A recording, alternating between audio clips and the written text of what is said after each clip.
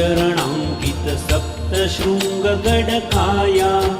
या हृदय मंदिरी वससी तू आदिमाया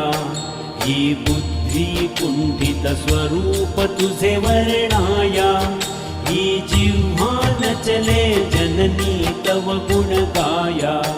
हरि अनन्य वृत्ती तव पदिया बाळाची तू कुलस्वामिनी प्रबलनाथ पंथाची जय सत